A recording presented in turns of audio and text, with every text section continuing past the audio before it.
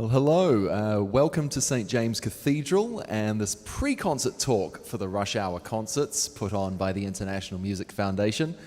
I'm Robbie Ellis. I have two guests with me who are playing... Oh, there are the bells. I have two guests with me who are playing in the Deborah Sobol Memorial Concert. We try to do one of these every year here at the Rush Hour Concert Series. Welcoming two guests. Immediately to my right is Ken Olsen, Assistant Principal Cello of the Chicago Symphony Orchestra. He's been in the orchestra since 2005. And beside him, Brant Taylor, or when I say Brant in my accent, I'm not quite sure.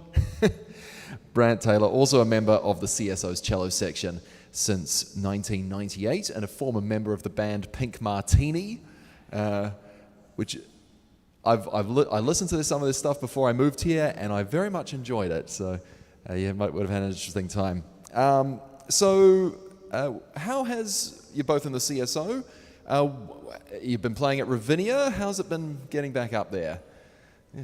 I think it's been wonderful. I think the orchestra's last summer was the first time that we had played together in so many months after COVID started, and so we had the experience at Ravinia last summer a little bit, but now this summer it feels a bit more normal, if I can dare to use that word. The audience is coming back, and it feels in a good way like the wonderful communication that music has is being received by the audience, and I've picnicked myself several times before concerts, and the weather's before your own concerts? Exactly. Oh. Yeah. No rosé, just the picnic. Save that for after. Exactly. Yeah. I don't know if you have anything to say about Ravinia. Well, I mean, Ken, I'll ask you, is there anything that you're particularly looking forward to in the rest of the season up there? Up at Ravinia. Well, I think, if I'm being perfectly honest, well, the thing that I was most looking forward to, we just did, actually. Oh, okay. Which was the Bernstein-Kaddish Symphony, which I really enjoyed that. And that'll be broadcast on PBS, actually. They're hoping before the end of the calendar year, I think. I'm sure there'll be lots of communication about that. But and the other week that I was sort of looking forward to, I always enjoyed when James Conlon was our music director, the operas in the Martin Theater, the Mozart operas, and I'm actually missing that week, which is next week, to be at a chamber music festival out east. So I'm sorry to miss that, but I'm sure they'll be great. So. Yeah, the Ravinia and the CSO and Marin Alsop have done a lot of Bernstein's music in the last couple of years, and of course the Bernstein Mass was on PBS. I can't remember exactly when. Lovely association that they've got up there. So I'm going to move on now to Deborah Sobol, who founded this concert series, the Rush Hour Concerts. She died in 2014, the age of 63, so not particularly old. And that was the year before I moved to Chicago. So I'm wondering if you can talk a little bit about Debbie, what she was like, and her legacy. I was lucky to meet Debbie a bit before Ken did, probably in the early 2000s. I forget exactly when, but we met at the home of a mutual music-loving friend who used to have chamber music soirees, and I found myself sitting in a room having dinner with this sort of dynamic, bubbly woman sitting across the table, and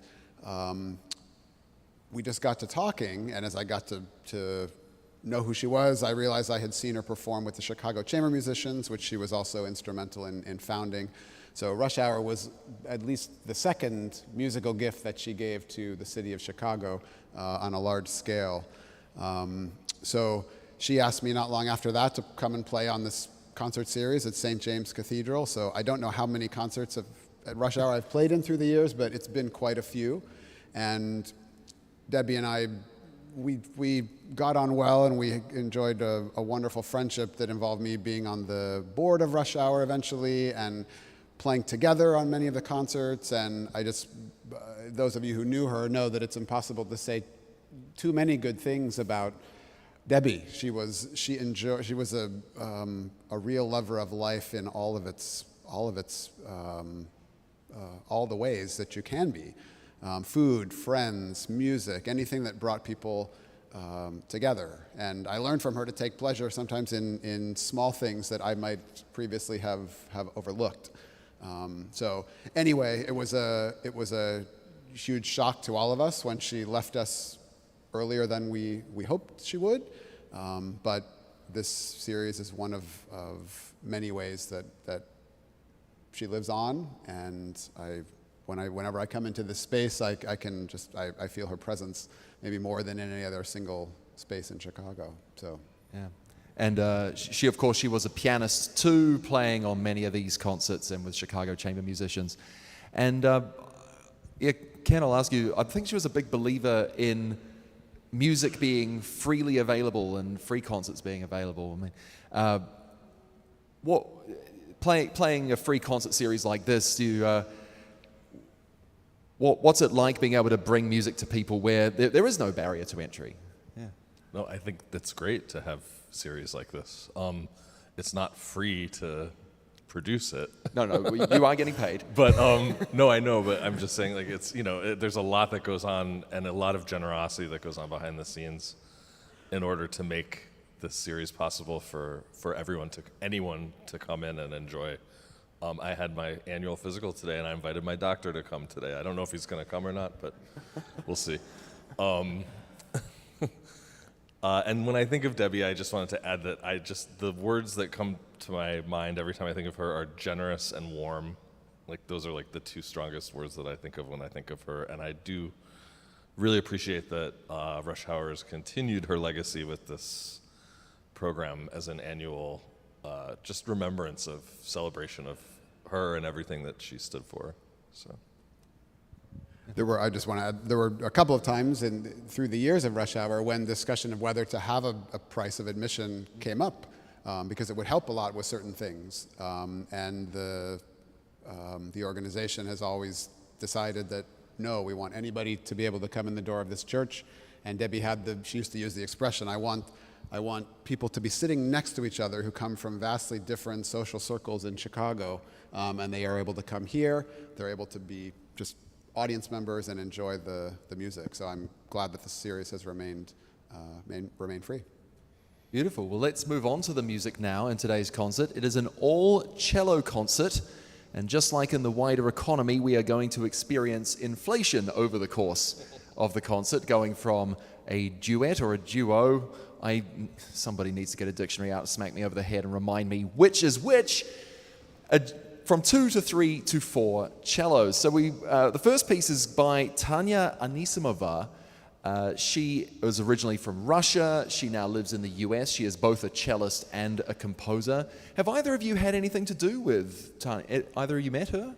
I haven't met her in person. You haven't either. I heard a recording. It's one of those things that happens in the modern world. I heard a recording on YouTube of her playing this piece with another cellist. And this was probably 15 years ago, about the time she wrote it. And so I thought, oh, I really like that piece. And so I got her email and I wrote to her and I said, will you send me the music for your piece? And she said, sure. And she sent me the music for her piece. And Ken and I've only ever played it with Ken, but we have played it several times together through the years. And I think you'll agree it's not only a wonderful piece, but a unique sound. She writes very well for the cello, but I think she also has sort of a unique compositional voice as well. And she's written a lot of other music for cellos because that's her chosen instrument. So we've yet to meet, but I hope to thank her one day in person for this piece because it's really great. Heck, maybe we can get her to this concert series. I don't know. Maybe. Possibly. Dream big. Let's dream big. Yeah. Well, let's talk about the piece itself. It's called Caravan. By the title, you might think it's got a little bit of a Middle Eastern influence, and I think there's a little bit of one, but it's not absolutely suffused with Middle Eastern sounds. Anything more you can say about it, either of you? You said it, one aspect of it well, which is it has a tinge of Middle Eastern flavor, but I don't even know how to describe it really when I'm asked to describe it, and words often fall short with music anyway, right? Yeah. But what I could say is that it's a piece that sort of sprawls out over maybe 10 minutes in one continuous utterance, but it's broken up into sections that feel sort of like fast, slow, fast, so in the form of a sort of the old concerto style. It has activity with some repose in the middle. And she writes in a way for cellos using double stops, which are more than one note at a time, in an effort to make the piece sound maybe more orchestral. So it has some pretty rich sonorities in it. Moving on to the Bach now, and Brant, I'll ask you to. Well, actually, we haven't heard from Ken in a while. Can I ask you for a basic primer on the difference between a cello and a viola da gamba? Because Bach originally wrote this piece for gamba. First of all, I'm not playing in the Bach. I appreciate that. We just hadn't heard from you in a while. A gamba, Brant, please correct me if I'm wrong. A gamba is sort of the precursor to the cello, right? Like the cello sort of evolved out of that. And it was smaller and higher. And did it have more strings? No. Okay, you talk about it. Bach did write for both violas da gamba and cellos. I mean, of course, the Bach cello suites, the book of Genesis for these two, I guess. Yeah, exactly. Yeah. But moving to the piece that you're about to play, it is originally a sonata for viola da gamba and continuo, which I guess just means rhythm section in Baroque, something like that. This arrangement is for 3 cellos. You plus your colleagues, Karen Basrak and Katinka Kleijn, will be playing it. Is this the case where one person takes the solo and the other 2 are backing, or is the lead line distributed? It's a good question. And the form of the piece actually isn't so much a one line plus continuo. If you look at it on the score, it's 3 independent lines. One that's played by the gamba, one that's played by the right hand of the piano, and another one that's played by the left hand of the piano. So you can probably see that it actually translates really easily to 3 of any instrument, because we just divide the 3 lines up and each one of us takes an independent line. It's a little bit of a different experience hearing like sounding instruments play the music as opposed to a gamba plus a keyboard instrument, where obviously there's a difference of timbre. But if you look at it, it's why we love Bach. It's why everyone, even jazz players, love Bach, because it's just independent lines that are all interesting on their own that happen to sound wonderful together. So that's the nature of the piece and the arrangement. I really am a fan of multiple cellos in combination, and I don't think there are many instruments that work well with a whole bunch of identical instruments together. Cello is one. I'd say horn is another. The giant horn ensembles sound great, but if you pictured, 4 oboes or 4 12, it's not quite the same blend, and I think you'll really enjoy the sound of a cello ensemble today. And that brings us to the piece that has 4 cellos in it, and it's an arrangement of some absolutely divine music, Richard Strauss's 4 Last Songs. Have you played these cello quartet arrangements before of the 4 Last Songs? No, and they're very good arrangements, I have to say, but they're fairly literal with the vocal part. We're playing the last 2 songs of the 4 Last Songs. Yeah. And I think, part of what you were saying about why cellos and this, I totally agree about the French horn thing. It's always said that cello is the most closest in timbre to the human voice. And the solo lines are written in literally the exact notes that the voice would sing. So, of course, 4 Last Songs is for soprano and orchestra. So you're working... So it's, up there in the stratosphere. But the cello has such a huge range, so you get all of the timbres that you need, even with just this one instrument, but by having 4 of us together. So they're beautiful arrangements, and of course everyone knows the songs, and they're beautiful songs. So I hope we can do them justice. And the last question for either of you, obviously you've played 4 Last Songs in your day job at the Chicago Symphony Orchestra. Any really memorable performances over your orchestral careers? Of these pieces? Of the 4 Last Songs, yeah. I remember a few, but one that I remember very specifically has to do with Ravinia, actually, and it was Renee Fleming was singing them with us, and that would be a treat in and of itself, regardless of any other factors. But we happened to be, the way that the pieces fell on the program and the way that the time of year was meant that as the last song was finishing, the sun was literally going down in the sky, and the golden hour was becoming the blue hour right after sunset. And so basically the last two songs really are about, ends of things. Going to sleep and sunset. Yes, exactly. So it was a moment that I was thinking, pinch me, because this music is describing exactly what I'm seeing in the sky. It was a beautiful, pink, purple sunset at Ravinia. So for me, that was very memorable. I think I'm going to put faith that somebody planned that down to the minute. It's like, oh no, if we get Renee, then we have to do this piece, which is 22 minutes, not 26 minutes beforehand, because it's going to time with the sunset. And, yeah. Well, I really hope you do enjoy the sound of this cello ensemble. Before I let you go, I'll just let you know about a couple of upcoming concerts from the International Music Foundation. Tomorrow's Dame Myra Hess Memorial Concert is at the 17th Church of Christ Scientist that way. Pianist Zhu Wang plays a Schubert Impromptu, something by Louis Moreau Gottschalk, Moments from Beijing Opera by Zhang Cao, quite a varied program that'll also be live on classical WFMT starting at 12:15 tomorrow. And of course the concert is free and in person. Then also free and in person right here next week, same time, same channel, Axiom Brass come along, and they're playing music from Argentina and Brazil. It is heavy on Astor Piazzolla's tangos, but there's also music, also a piece by Liduino Pitombera commissioned for the ensemble. Some Latin American sounds. I'm very much looking forward to that myself. But will you please thank Brant Taylor, Kenneth Olsen, and the concert will start in 15 minutes.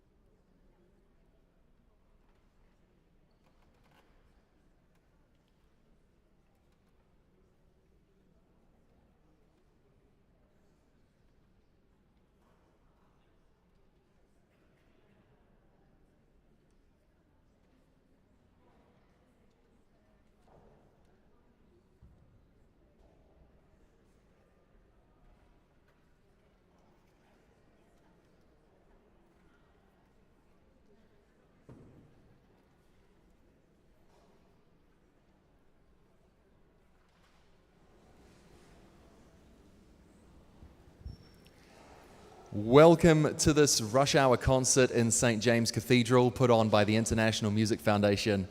I'm Robbie Ellis. This concert, as I said, presented by the International Music Foundation, is grateful for support from the Claire, Rush Hour Concert's exclusive media sponsor, as well as the National Endowment for the Arts and the Illinois Arts Council.